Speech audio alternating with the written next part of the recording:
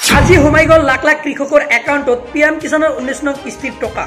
যিসকলে পোৱা নাই অতি শীঘ্ৰেই কৃষকৰ যি পঞ্জীয়নটো কৰি লওক কেনেকৈ কৰিব লাগে আজিৰ এইটো ভিডিঅ'ত দেখাই দিছো আপোনালোকে চাই লওক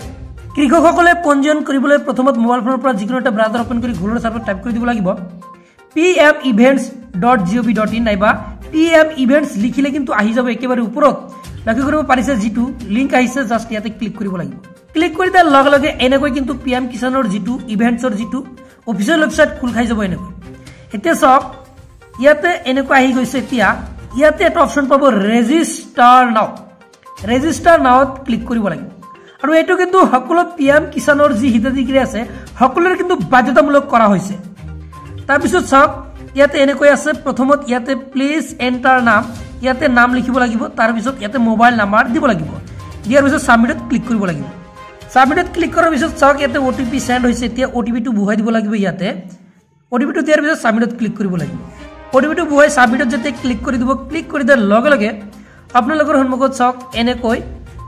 শো কৰিব ইয়াতে চাওক নামসমূহ আহি গৈছে এতিয়া ইমেইল আইডি দিব পাৰে নিদিলে নাই ইয়াতে অৰ্গানাইজেচন নাম ইয়াতে দিব লাগিব কাল্টিভেশন তাৰ পিছত স্টেট পাব ইয়াৰ পৰা আসাম সিলেক্ট কৰি দিব লাগিব আসাম সিলেক্ট কৰাৰ পিছত ডিস্ট্ৰিক্ট ইয়াৰ পৰা ডিস্ট্ৰিক্টৰ নাম আপোনাৰ যি ডিস্ট্ৰিক্ট হয় ডিস্ট্ৰিক্ট সিলেক্ট কৰিব লাগিব তাৰ পিছত ডিস্ট্ৰিক্টৰ যি পিন কোডটো আপুনি দিব লাগিব তাৰ পিছত ইয়াতে সাবস্ক্ৰাইব পাব সাবস্ক্ৰাইবত ক্লিক কৰিব